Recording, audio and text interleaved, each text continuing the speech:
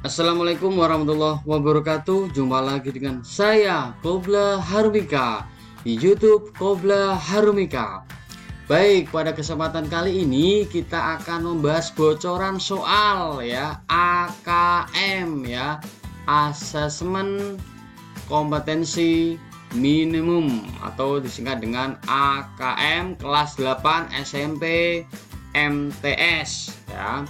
Fokus kita adalah literasi teks fiksi dan literasi teks informasi ya. Jadi fokus kita ini bagaimana bentuk soal, bocorannya ya, dan pembahasannya. Kita simak penjelasan berikut ini. Baik ya, di sini ada soal ya. Ini adik-adik, bahwa soal literasi ini memang diharuskan kalian suka membaca ya, membaca yang cermat dan membaca yang tahu kata kuncinya ya, karena memang bacaannya lumayan banyak karena literasi ya. Coba kita baca bersama ya.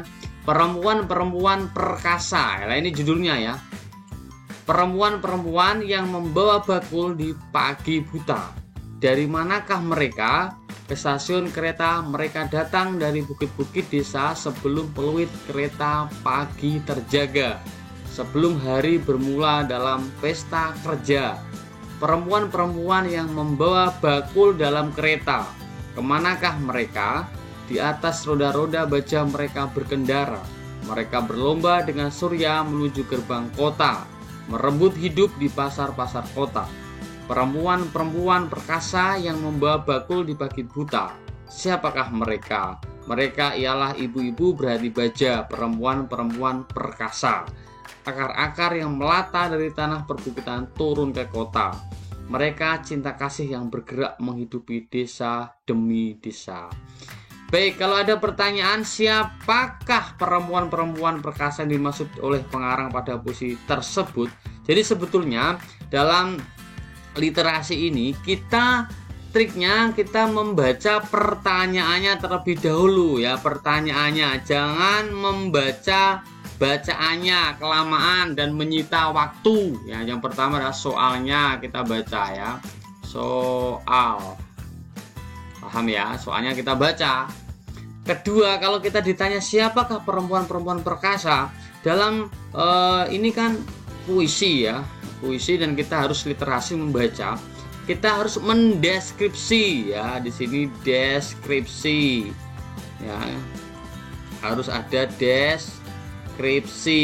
Jadi kalian mendeskripsikan seolah-olah kalian bisa membayangkan ya, ini posisinya apa. Kalau tidak susah ya.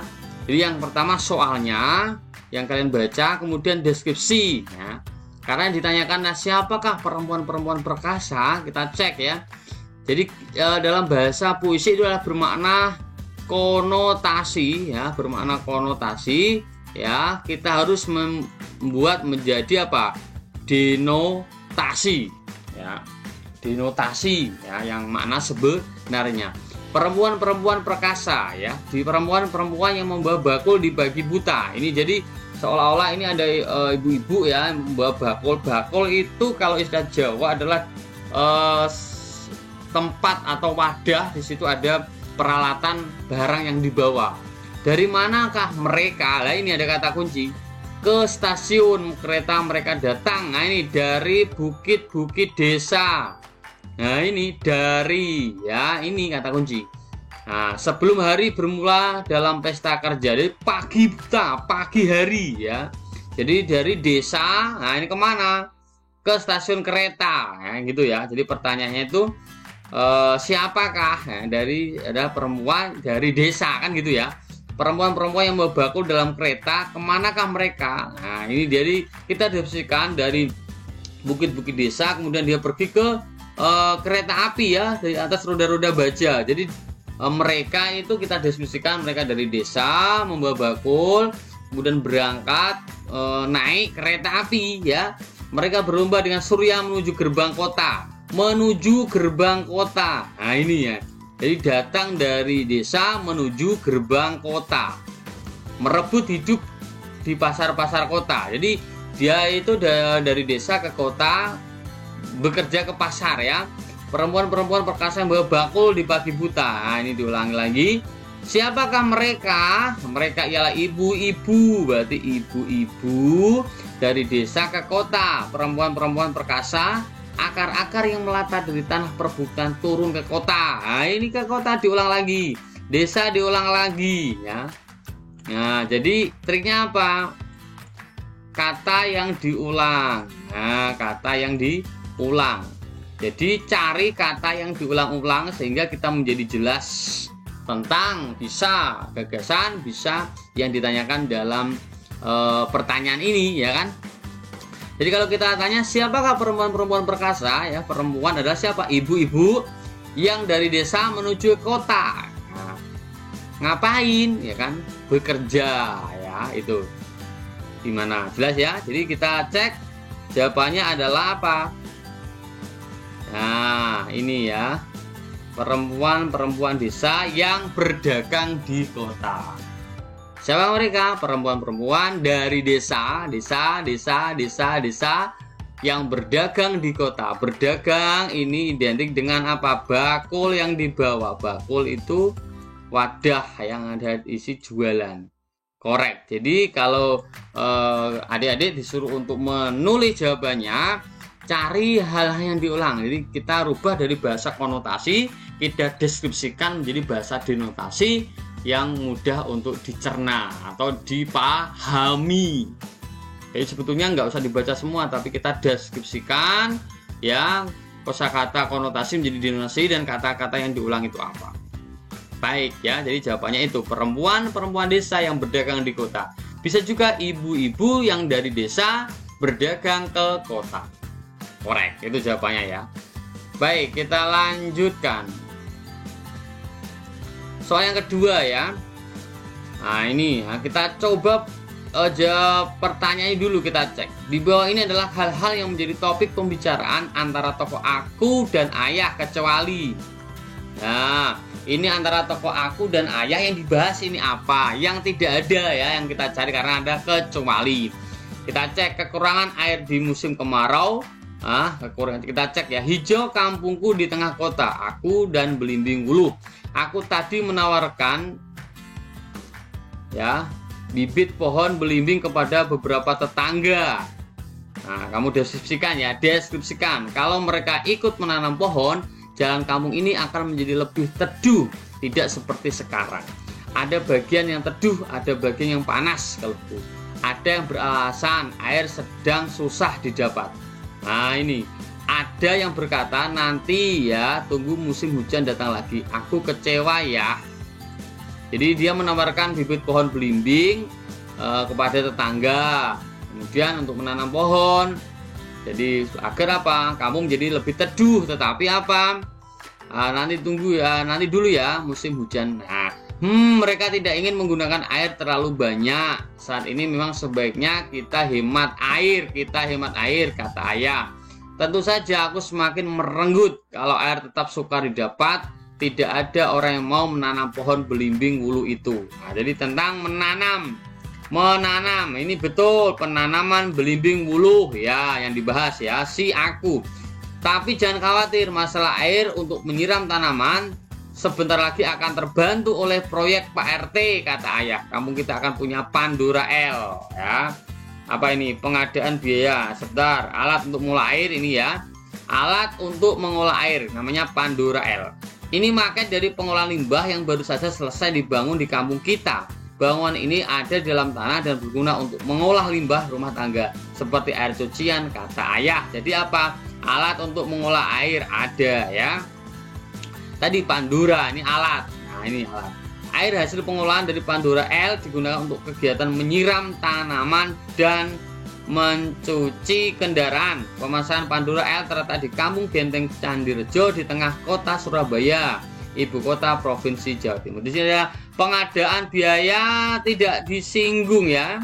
Tidak disinggung. Kemudian kalau kekurangan air di musim kemarau, betul. Ini di awal. Nah, karena ada kata-kata nanti ya tunggu musim hujan datang lagi. Berarti ini kan makna tersiratnya apa? Kekurangan air di musim kemarau. Jadi yang tidak adalah pengadaan biaya untuk pemasangan Pandora. Jadi jawabannya adalah C. Jadi untuk mengerjakan literasi ini gampang saja kita baca, maknanya kita ambil, yang tidak ada A, B, C, D itu yang mana. Ingat makna ya, bukan kalimat. Memang dalam membaca atau literasi kita harus mengetahui makna. Kita harus memahami dan mendeskripsikan, jangan hanya dibaca. Ingat, memahami, mendeskripsikan, jangan hanya dibaca. Dikorek jawabannya adalah apa? C ya, betul ya, jawabannya adalah C, pengadaan biaya untuk pemasangan Pandora. Di sini tidak ada membahas biaya. Oke ya. Baik, kita lanjutkan soal yang ketiga ya. Ini ada poster ya. Biasakan cuci tangan pakai sabun dengan air mengalir. Ingat, pakai sabun air mengalir. Nah, ini temanya atau judulnya. 5 langkah ya, basahi ini ya dengan air. Intinya air, kemudian sabun. Setelah sabun bersihkan ya bagian kuku, bilas tangan dengan air bersih mengalir, kemudian keringkan tangan dengan handuk. Ini ada sabun ya. Itu 5 langkah cuci tangan pakai sabun. Nah ini ya, pakai sabun. Ini gagasan utamanya, pakai sabun. Kemudian ada pertanyaan ya, jika memesan makanan di warung, nah ada masalah ini, ada suatu kondisi ya, kita disuruh untuk berpikir ya, ini namanya literasinya ya. Jika memesan makan di warung atau rumah makan khas Indonesia, seringkali pembeli disediakan mangkuk berisi potongan jeruk nipis yang digunakan untuk mencuci tangan. Nah, ingat, di sini yang dibahas adalah sabun ya. Ingat, sabun ya. Yang di sini yang dibahas adalah jeruk nipis untuk mencuci tangan. Jadi kan berbeda. Nah, kita cek pertanyaannya apa. Nah, apakah hal ini bertentangan dengan gerakan cuci tangan pakai sabun? Iya. Bagaimana pendapatmu? Bertentangan ya, jelas, karena ini pakai sabun, ini pakai jeruk nipis. Berarti apa? Apakah hal ini bertentangan? Ya, ya itu berarti setuju. Bagaimana pendapatmu? Betul ya, karena ini sabun, ini cuci jeruk nipis, sehingga apa? Tidak pas. Jadi jawabannya apa? Jawabannya adalah ya, jawaban bisa bervariasi, betul, tetapi diharapkan jawaban mayoritas adalah setuju. Setuju ya, karena ini, apakah hal ini bertentangan? Iya, bertentangan, setuju maksudnya. Karena jeruk nipis tidak bisa menggantikan fungsi sabun. Jadi kita harus paham kalau ada soal semacam ini, di sini ada poster yang dibahas ini, maka pertanyaan dan jawabannya harus tentang ini ya. Kalau ada situasi yang tidak sesuai dengan ini, berarti bertentangan, berarti tidak setuju ya kan. Jadi jika pertanyaan apakah hal ini bertentangan, ya, nah, karena sudah ada kata kunci bertentangan, memang bertentangan, berarti apa? Setuju. Jangan tidak setuju ya. Setuju berarti menyetujui kalau ini bertentangan antara poster dengan situasinya. Bertentangannya berarti disetujui, betul-betul ini bertentangan. Jadi kita harus memahami pertanyaan ya, dengan situasi soal kondisi seperti ini. Baik, jawabannya memang bervariasi, tetapi kita harus setuju dari ini ya. Jeruk nipis tidak bisa menggantikan fungsi sabun. Baik, 3 soal sudah Pak Kobra sampaikan. Mudah-mudahan kalian memahami cara mengerjakannya. Trik cara mengerjakan: pertama, baca maknanya, deskripsikan, kemudian cari kata kunci seperti ini. Yang dimaksud adalah mencuci sabun, maka harus mencuci sabun. Selain itu adalah bertentangan. Korek. Terima kasih. Kita jumpa dengan soal-soal AKM kelas 8 berikutnya. Dan Assalamualaikum warahmatullahi wabarakatuh.